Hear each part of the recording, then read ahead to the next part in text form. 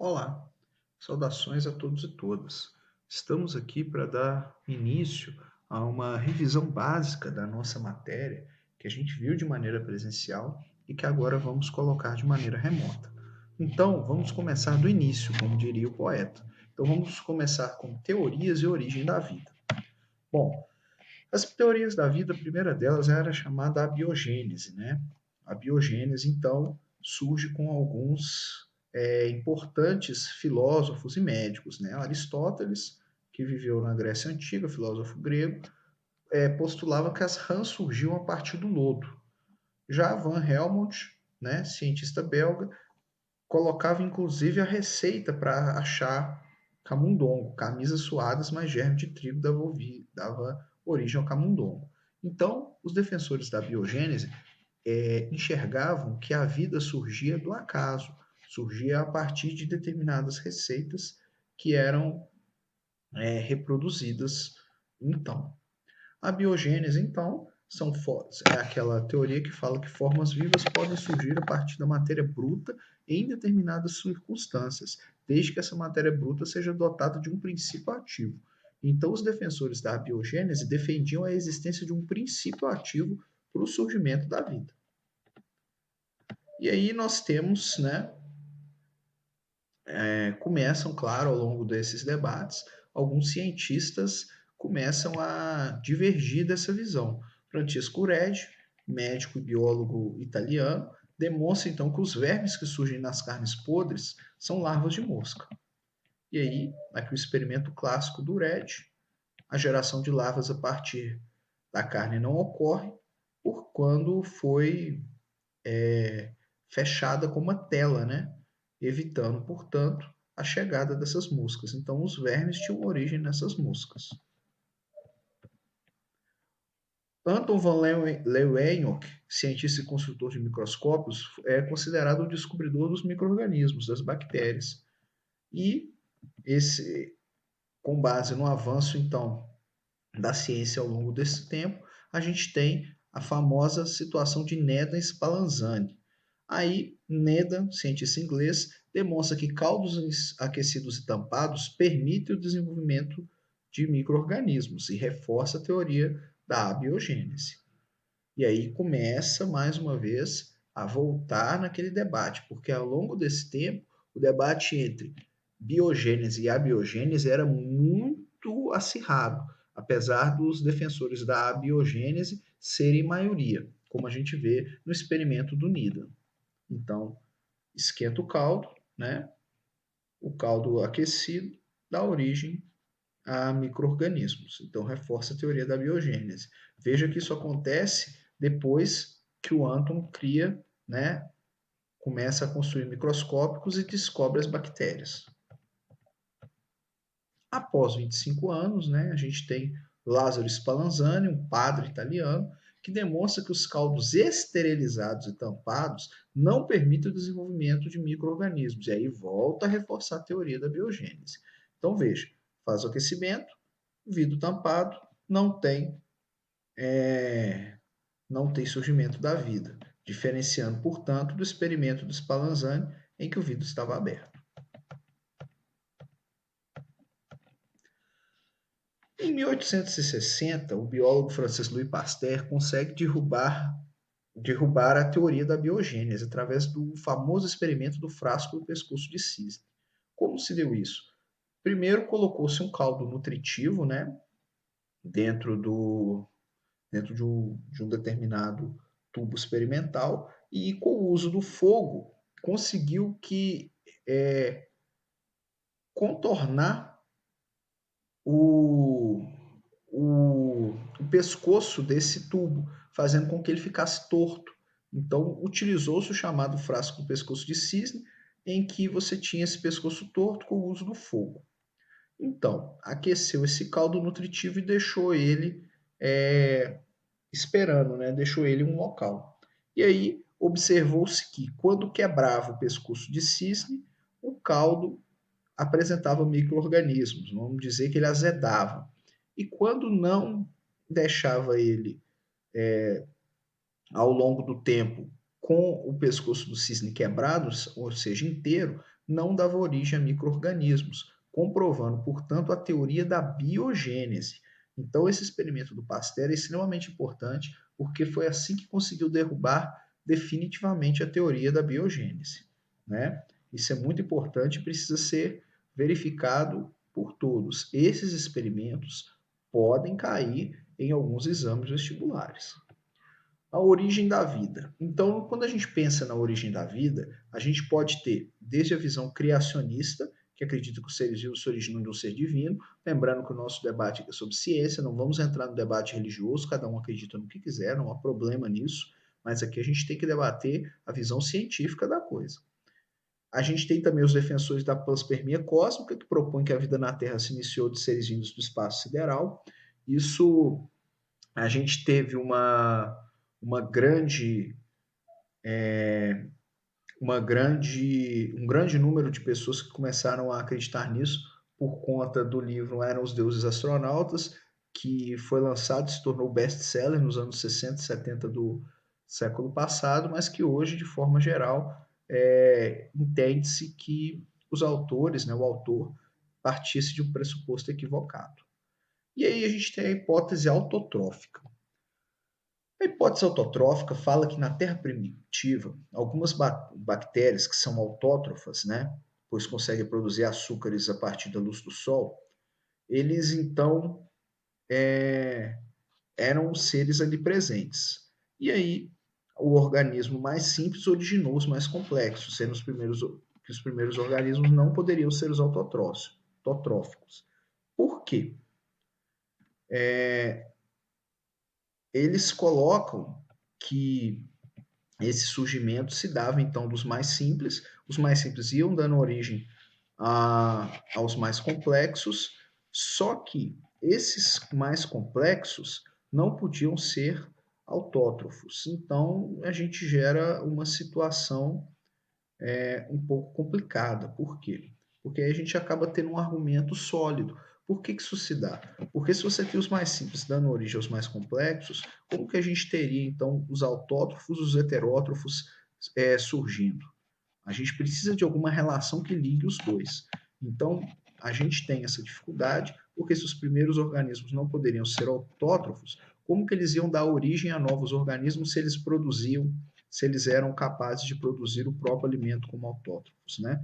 Então, essa é uma grande dificuldade que se tem para acreditar na hipótese autotrófica. Pensando no planeta Terra. Então, vamos lá. Quais as características que o planeta tem que permitem o aparecimento e evolução da vida como conhecemos? Primeira posição do planeta Terra, é o terceiro planeta do Sistema Solar, garante uma chegada de Sol muito grande.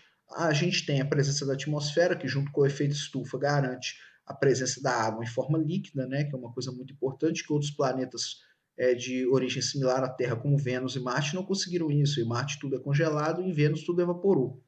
Então, por consequência, a gente considera que a posição do planeta e a presença da atmosfera são muito importantes. Além, claro, da camada de ozônio, capaz de filtrar a luz do Sol e capaz de permitir a chegada de raios de luz sem a capacidade de queima, né, que acontece com outros países não, outros planetas que não possuem essa camada. Então, a filtragem das luzes solares por conta da camada de ozônio é também outra característica importante que permitiu o aparecimento e evolução da vida no nosso planeta.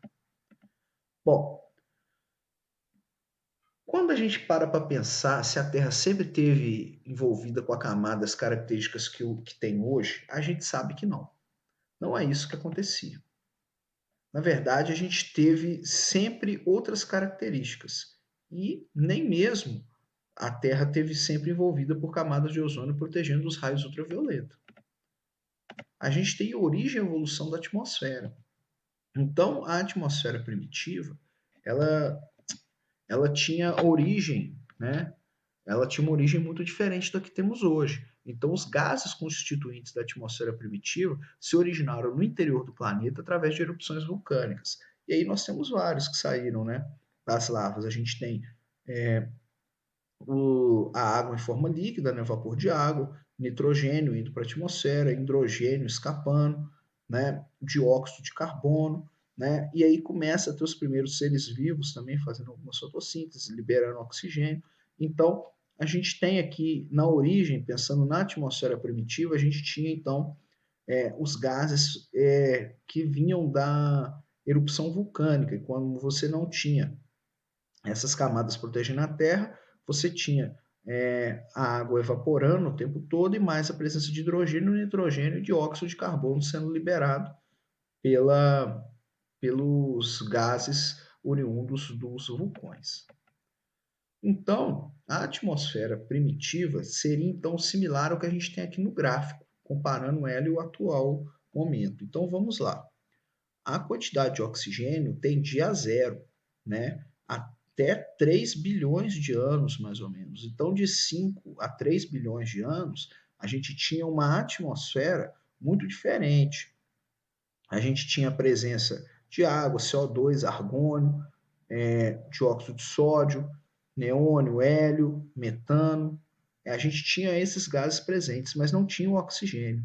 E aí começa a produção das primeiras moléculas de oxigênio, né? Até a gente chegar com o que tem hoje, que é cerca de 20%. Então, isso levou aproximadamente 3 bilhões de anos para a gente ter, além dos componentes que a gente já tinha, né? A presença preponderante do oxigênio. E essa mudança de composição do planeta fez com que outros gases que eram muito presentes diminuíssem, inclusive com a diminuição do número de erupções vulcânicas. O SO2, por exemplo, já não é um componente tão presente hoje na nossa atmosfera, né? Porque a gente já não tem tantos vulcões ativos como a gente tinha no passado, né? Isso é importante ficar de olho, né? E isso foi uma das características que a gente teve. Então, a especulação é que essa era a característica da atmosfera no início do planeta, até que começa a produção de oxigênio, né? Com o surgimento dos primeiros seres vivos capazes de fazer a fixação do, do, do dióxido de carbono para a produção de alimento e começa a liberação do oxigênio até a gente chegar onde a gente está hoje, né? Bom, então, segundo essa hipótese, a hipótese que a gente está debatendo aqui nessa aula de revisão, a atmosfera então primitiva era composta por vapor de água, amônia, metano e hidrogênio, libertos durante intensas erupções vulcânicas que caracterizavam esse período, além do CO2 também. Tá? Então, esses eram os principais é, gases presentes na atmosfera primitiva do nosso planeta até 3 bilhões de anos atrás. Então, a principal diferença que a gente tinha é, claro, a não presença do oxigênio. Na atmosfera primitiva, com amônia, hidrogênio, metano e vapor de água, é atual, com nitrogênio, oxigênio, gás carbônico, vapor de água e outros gases em menor quantidade. Então, a gente tem uma diferença de componentes. Amônia e metano não estão presentes como estavam no passado. Então, a gente consegue perceber uma modificação da atmosfera que teve uma relação direta também com o surgimento da vida, porque foi essa alteração que permitiu não só o surgimento, mas a evolução da vida no nosso planeta. A hipótese, então, é heterotrófica, nós vimos lá, falamos brevemente da hipótese autotrófica, começa com Haldane, né, biólogo inglês, e Oparin, bioquímico russo. Então, eles apresentam a hipótese heterotrófica do surgimento da vida. Então, segundo Oparin e Haldane, a origem das primeiras células se deu com descargas elétricas e raios ultravioleta em compostos da atmosfera primitiva. Essas descargas elétricas que vinham do céu, né, raios mesmo, e mais os raios ultravioleta presentes, porque não tinha camada de ozônio ainda. O ozônio, lembrando, são 3 moléculas de oxigênio ligadas, então você não tinha oxigênio, não tinha ozônio. E aí eles começaram a destruir essas moléculas. Então a molécula, por exemplo, da água, do vapor de água que estava no ar lá, de H2O, ela começou a ser quebrada em molécula de hidrogênio, molécula de oxigênio. A mesma coisa com o dióxido de carbono, a mesma coisa com o metano, a mesma coisa com a amônia, então liberando o carbono, liberando o oxigênio, liberando o hidrogênio, entre outras moléculas soltas, para que pudessem ser capazes de realizar novas ligações químicas. E essas novas ligações químicas é que explicam a origem e o surgimento de outros gases diferentes, que daqueles ali presentes com destaque, claro, para o oxigênio, que são duas moléculas de oxigênio ligadas para formar o gás oxigênio, né, que é o que nós estamos falando. Então, segundo Oparin e Haldane, também foi assim que surgiram os primeiros seres vivos, a formação dos aminoácidos coacervados. Então, você tinha partículas de proteína em volta de partículas de água e foram se formando os primeiros coacervados complexos, né? Que tinham moléculas de proteína simples e moléculas de água. Então, os coacervados, na verdade, são os primeiros aminoácidos que deram origem à vida. Então, segundo a teoria de Oparin e Haldane, é assim que surgiu a vida no nosso planeta, através das quebras dessas moléculas, através da formação, então, do oxigênio durante algum tempo, começaram então as quebras das moléculas que foram permitir uma nova reconfiguração, e essa nova reconfiguração foi dar origem a cada uma dessas camadas que foram se formando os primeiros coacervados. Esses primeiros seres vivos eram unicelulares, óbvio, semelhantes aos seres procariontes, mas heterótrofos. A hipótese coloca então que os primeiros eram heterótrofos e não autótrofos, como a ideia anterior. Por quê? Stanley Miller, no experimento do Miller, ele ali com o seu experimento, trouxe um aquecimento, uma complexa construção para explicar a ideia dele. Então, o aquecimento da água, obtenção de vapor, descargas elétricas, igual está ali, ó, simulando raios e tempestades, fariam a quebra, a circulação de água fria simulava o resfriamento dos gases em altas altitudes. Então, a água acumulada na base simulava mares e lagos primitivos. E aí, o que aconteceu? Começaram a ter, ao longo do tempo do experimento, acúmulo dos primeiros aminoácidos. Então, se o aquecimento de água e obtenção de vapor em um local que tinha a quantidade de gases similar à proposta do Oparin e Haldane, para como era a atmosfera primitiva, com essas descargas simulando raios e tempestades, houve quebras que permitiram novas formas de acumulação, novas formas de ligação entre aquelas partículas, formando assim os primeiros aminoácidos. Então, Stanley Miller, através do seu experimento, né, junto com o Urey, ele foi capaz de mostrar que não só a teoria de Oparin e Haldane parecia correta, mas também a hipótese heterotrófica de surgimento da vida. Então, a hipótese heterotrófica, ela é também endossimbiótica, que explica como que surgiram os primeiros autótrofos. Então, a gente tinha um procarionte ancestral, que tinha DNA, citoplasma, membrana, retículo endoplasmático, núcleo, e ele vinha. Aí formando, ele era um procarionte heterotrófico aeróbio, ele começa, a mitocôndria era um outro ser vivo, ele então engloba a mitocôndria, porque a mitocôndria era capaz de utilizar o oxigênio na respiração celular, e ele, em troca de oferecer para a mitocôndria uma proteção, ele utilizava esse oxigênio que gerava energia para a mitocôndria, essa célula também utilizava, gerando então essa hipótese que a gente chama de endossimbiótica. Além disso, algumas dessas que já tinham englobado as mitocôndrias para dentro de si, algumas englobaram também alguns procariontes, algumas moléculas fotossintéticas, né, que vieram a formar os autótrofos. Então, começaram a trazer alguns procariontes fotossintéticos juntamente com as mitocôndrias. E assim, você teve o ancestral eucarionte heterotrófico e o ancestral eucarionte fotossintético. É essa a hipótese de surgimento dos eucariontes, através dos procariontes e através do englobamento das mitocôndrias e dos plastos, né, para a realização de fotossíntese. É muito interessante a gente observar que as nossas mitocôndrias não têm o DNA igual ao nosso, tem o DNA igual ao da nossa mãe. Então, isso é mais um fator que, que ajuda a explicar a hipótese endossimbiótica de surgimento da vida. Beleza? Então, o fato fundamental para o surgimento dos outros seres vivos foi os seres clorofilados, autótrofos, produzindo oxigênio. E isso foi fundamental para o surgimento da vida. Tá claro? Espero que tenha ficado claro para cada um, para cada uma, essa rápida revisão que a gente fez sobre o surgimento da vida. Na próxima aula, a gente vai fazer revisão de mais uma parte da matéria. Até lá!